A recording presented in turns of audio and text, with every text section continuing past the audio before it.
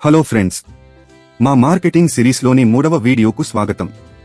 ఈరోజు మేము మీ ప్రధాన వినియోగదారులకు మీ ఉత్పత్తిని ఎలా చేరుకోవాలో మరియు విక్రయించాలో మినీ రైస్ మిల్లు గురించి మాట్లాడబోతున్నాము. అన్ని కుటుంబాలు అత్యంత ప్రభావవంతమైన మార్గాల్లో మీ మినీ రైస్ మిల్లుతో ప్రారంభిద్దాం.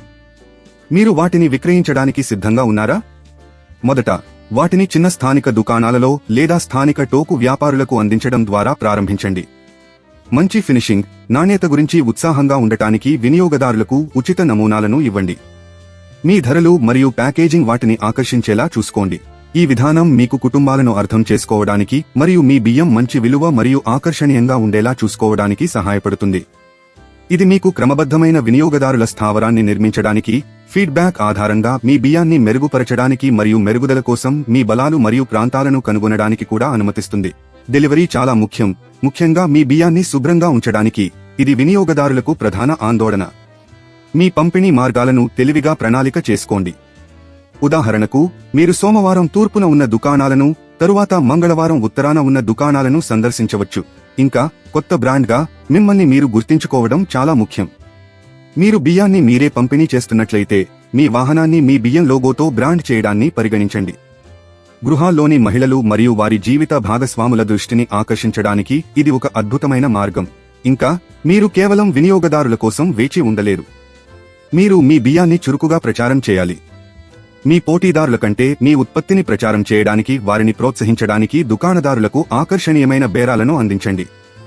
మీ ఉత్పత్తిని ప్రజలు నిజంగా ఇష్టపడుతున్నారని మీరు గమనించినప్పుడు పెద్దదిగా ఆలోచించాల్సిన సమయం ఇది. మీ బియ్యాన్ని పెద్ద దుకాణాలకు పంపిణీ చేయగల టోకు పంపిణీదారులతో భాగస్వామ్యం చేయడం ద్వారా పెద్ద ప్రాంతాల్లో విక్రయించాలని లక్ష్యంగా పెట్టుకోండి. కానీ దశలవారీగా ఈ విధానాన్ని అనుసరించండి. మరింత విస్తరించడానికి ప్రయత్నించే ముందు మీరు స్థానికంగా విజయవంతమయ్యారని నిర్ధారించుకోండి. గుర్తుంచుకోండి, టోకు వ్యాపారులు మరియు పంపిణీదారులు పెద్ద వాల్యూమ్లను నిర్వహిస్తారు, మరియు మీ ఉత్పత్తి మరియు ప్రక్రియలు స్థిరంగా ఉన్నప్పుడు మాత్రమే మీరు ఈ వాల్యూమ్లను సరఫరా చేయవచ్చు. కాబట్టి ప్రాంతీయ టోకు వ్యాపారులు మరియు పంపిణీదారులను చేరుకునే ముందు స్థానికంగా మిమ్మల్ని మీరు స్థాపించుకోవడానికి మీ సమయాన్ని వెచ్చించండి. ఇన్స్టాగ్రామ్, ఫేస్బుక్ మరియు యూట్యూబ్ వంటి సోషల్ మీడియా ప్లాట్ఫామ్లలో మీ బియ్యాన్ని ప్రదర్శించడం మర్చిపోవద్దు.